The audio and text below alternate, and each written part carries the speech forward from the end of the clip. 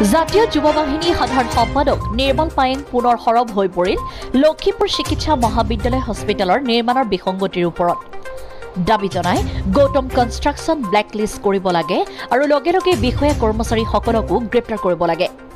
ইতিমধ্যে বিভিন্ন সংবাদ মাধ্যমত এই নিৰ্মাণ বিসংগতিৰ বাতৰি সম্প্ৰচাৰ হৈছে। আৰটিঅ'ৰ তথ্যই উদঙাইছে ইয়াৰ দুৰ্নীতি। বিভাগীয় তথ্য মতে চিমেণ্টৰ প্লাষ্টাৰৰ সংকোচনৰ বাবেই বেৰসমূহত ফাট মেলিছে। মুখ্যমন্ত্ৰী ডক্টৰ হিমন্ত বিশ্ব শৰ্মাক এই দুৰ্নীতিৰ বিৰুদ্ধে ব্যৱস্থা ল'বলৈ দাবী জনালে নিৰ্মল পায়েঙে। ইমান দুৰ্নীতিৰ পিছতো কিয় মুখ্যমন্ত্ৰীয়ে গৌতম কনষ্ট্ৰাকশ্যনৰ ব্যৱস্থা লোৱা নাই সেয়াও ৰহস্যজনক বুলি উল্লেখ কৰে জাতীয় যুৱ বাহিনীয়ে। অন্যথা এই বিষয়ক লৈ চৰকাৰৰ বিৰুদ্ধে জাতীয় যুৱ বাহিনীয়ে তীব্ৰ আন্দোলন গঢ়ি তুলিব বুলি হুংকাৰ দিয়ে।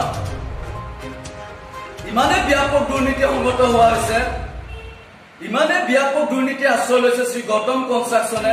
ইয়াৰ বিৰুদ্ধে যদি ফট আৰু হাওকেৰে যদি মুখ্যমন্ত্ৰী হিমন্ত বিশ্ব শৰ্মাই যদি তদন্ত কৰিবলৈ যদি হাত নকৰে, আমি অসমৰ জনগণে ভাবি ল'বলৈ বাধ্য হওঁ যে আপুনি গৌতম কনষ্ট্ৰাকশ্যনক দুৰ্নীতি কৰিবলৈ আপুনি মুখ্যমন্ত্ৰীয়ে লাইচেন্স দিয়া প্ৰদান কৰাত আমি ভাবিবলৈ সক্ষম হওঁ।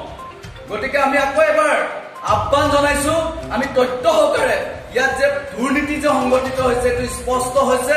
গতিকে আমি হিমন্ত বিশ্ব শৰ্মাক আমি আহ্বান জনাইছো জাতীয় যুৱ বাহিনীৰ তৰফৰ পৰা যে আপুনি শীঘ্ৰে গৌতম কনষ্ট্ৰাকশ্যনৰ প্ৰতিষ্ঠানৰ মালিকসকলৰ বিৰুদ্ধে এটা উচিত তদন্ত কৰি এওঁলোকে গ্ৰেপ্তাৰৰ গোচৰ ৰুজু কৰি গ্ৰেপ্তাৰ কৰিবলৈ আমি দাবী উত্থাপন কৰিছো।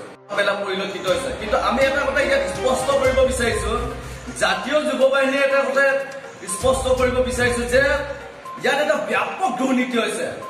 আমি বিশেষ এজন অৱসৰপ্ৰাপ্ত এজন অভিজ্ঞ অভিযন্তাক লগত লৈ আমি নিজাববীয়াকৈ তদন্ত আৰম্ভ কৰিছিলো। তাত সম্পূৰ্ণ দেখা পাইছো যে তাত এটা বৃহৎ দুৰ্নীতি, য'ত তাত চিমেণ্ট আৰু বালিৰ তাৰ টেম্পাৰেচাৰ যথেষ্ট কম আছিলে আৰু উপযুক্ত পৰিমাণে আপোনাৰ কেঁচা ইটা ব্যৱহাৰ কৰা পৰিলক্ষিত হৈছে। চিমেণ্ট আৰু বালি অধিক পৰিমাণত মিহলাই নিদিয়াৰ বাবে আজি এই বৃহৎ দেহলৰ পাত মেলা পৰিলক্ষিত হৈছে। ইয়াত কিছু কিছু ক্ষেত্ৰত বিষয়াই গৌতম কনষ্ট্ৰাকশ্যনৰ হৈ কিছুমান আবেদন তথ্য সহকাৰে এওঁলোকে দিয়া দেখা গৈছে, কাৰণ একেলোকে এই বিষয়টোক এটা গাপ দিব বিচাৰিছে। আমি দাবী উত্থাপন কৰিছো যে গৌতম কনষ্ট্ৰাকশ্যনে অকল অসমত য'তে ত'তে